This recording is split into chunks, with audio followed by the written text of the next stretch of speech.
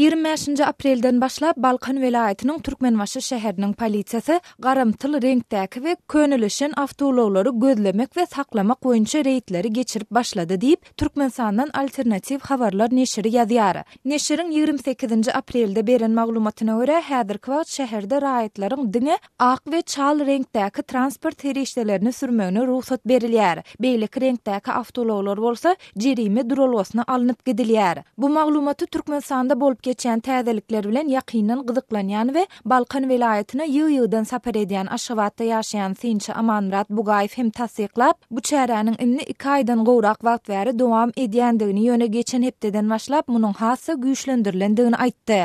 Birinci yere resmi ýagdaýda duýduş söýleýär, dağı duvara şurunkly maşynyň bilen çıksak bolsaň maşynyň renkini ütköt diýerler. Ondan ýady bolmasa şol saklanmyklar üçin başga bir bahana tap bir 50 manat diýäli jerime ýazyp şonu tölemeli diýerler. Onuň ikinji yere gelýän maşynyny elinden alıp awtoulaglary äkider diýip bonuň hem de düzgün bolan adym hukmuna ulu jerimeler sarar, hem de maşynyny elinden almaçly bararsyk aýdýaly. Diýip Bugaýew Balkanly sürüjileriň ençemesine salgylanyp gurrun berdi.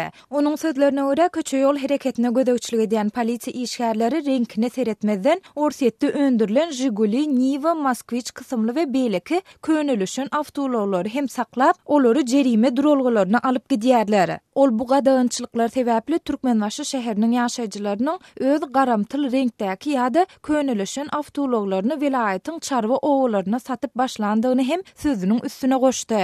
Ýurdun Günwatar welaýatynyň Türkmenbaşy şäherinde awtoulag eýelerine garşy dil üstü bilen girdilen gadagynçylyklar diňe munyň bilen hem çäklenmeýär. Polisiýa işgärleri günden gorunmak üçin gara äýnek dakynan awtoulag sürüjilerini saklap, olara köçe ýol hereketiniň düzgünlüğini bozduň diýip 50 manada çenli pul jerimesini hem salýarlar. Köçe ýol hereketine gödäwçilik edýän polisiýa işgärleri awtoulag sürüjilerine gara äýnek dakynyp öz ýörejek ýoluňa saýgarmagyna ziýan edýän diýseler-de gara äýnegi dakmagy gadagan edýän resmi namany görkezmekden ýüzegirýärler diýip Bugaýew polisiýa tarapyndan saklanan awtoulag sürüjileriniň bir näçesine salgylanyp gurrun berdi. Mundan başga Türkmenbaşy şäherinde awtoulag sürüjilerine garşy gödäwçilikler giýjelerini hem dowam etdirilip, polisiýa işgärleri ulagyň ışıklandyrýan çyralarynyň hiline seredip, sürüjilerden göz gamaşdyrjy diýilýän çyralary çalışmagy talap edýärler. Awtoulaglaryň täbirini bir has ýeti lampyska daktyň hem şunyň bolanok diýip destine şonu durulga äkidýärler, elinden alyp berdi. Onuň şonu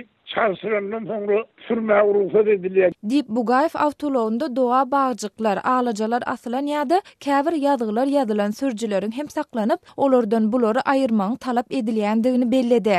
Türkmenbaşy şäherinde awtoulaglara we olaryň sürüjilerine garşy gödäwçilikleriň güýçlendirilmeginiň sebäpleri barada häzirlikçe resmi maglumat berilmeýär. Bu barada şäheriň köçe ýol hereketine gödäwçilik edýän polisiýa işgärleri hem anyk maglumat bermeýärler. Emma Türkmenistandan alternatiw habarlar neşiri bu çäräniň Türkmen prezidenti Gurbanuly Berdimuhammedowyň Balkana etjek sapary bilen baglanşyklydygyny, ýöne Türkmen lideriniň bu welaýata haçan barjakdygy barada anyk maglumatyň ýokdugyny aýdýar. Ýatladyp geçsek, Türkmenistanda köçeleri gara we garamtyl reňkdäki şeýlede könelişen awtoulaglardan arasalamak çärelerine ilkinji gedek geçen ýylyň ahirinde Aşgabatda girişilip, soňra bu ýurdun käbir beýleki welaýatlarynda hem amal edilip başlandy. Maglumat üçin ýatlasak, mundan 2 ýyl çemmesi öň hususy eýçilikdäki awtoulaglaryň şol sanda welaýatlardan gelen ulaglaryň ählisine Türkmenbaşynyň awada etrawyna girmek gadagan edilipdi.